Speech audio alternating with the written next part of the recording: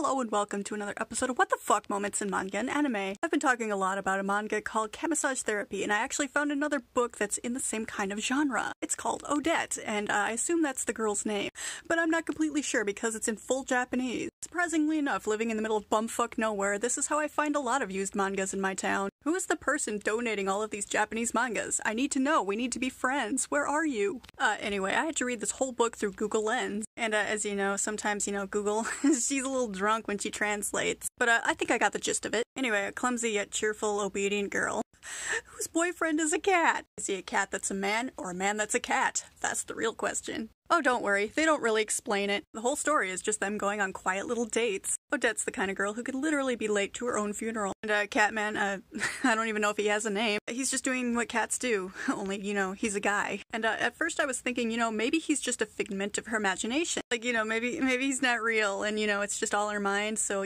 she can just think up whatever she wants. But no, he's real. Other people in this world see him as he is. And apparently he can talk, but he doesn't say much. Anyway, yeah, they meet up for dates, like, going to the aquarium, and he gets jealous of all the cute little stuffed animals. He's like, no, pet me. Of course, other people see him, and they're kind of as confused as we are, but, they're happy, and that's all that matters. Eventually, they go to the park, and he's wooing her with all his cat-like reflexes. Then they're just at the bookstore.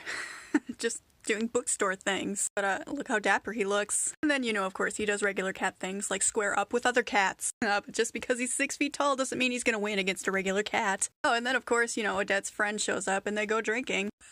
Anyway, there's not a lot there, but, it's kind of cute. Oh, yeah, and then there's a short story at the end with this guy, and I don't know his name because Google Translate doesn't like to translate names. Anyway, apparently, for his whole life, he's been able to see ghosts. So, naturally, he starts renting a new place, and there's ghosts. There's also a shit ton of cats that I guess are owned by the landlord. They're all pretty nice. So, of course, this guy's trying to use talismans to purify his new room, but it's not working, and eventually the cats decide to help him. Go to the fat cat. He knows what to do.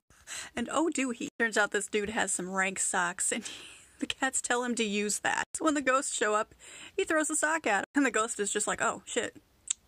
Okay, then. I'll just leave, I guess. But the landlord, I guess, is also haunted, so there's still some work to do. That's right, get another sock. But, of course, we can't throw it at him, so, I guess we gotta hug it out. Just smear that stinky sock all over him.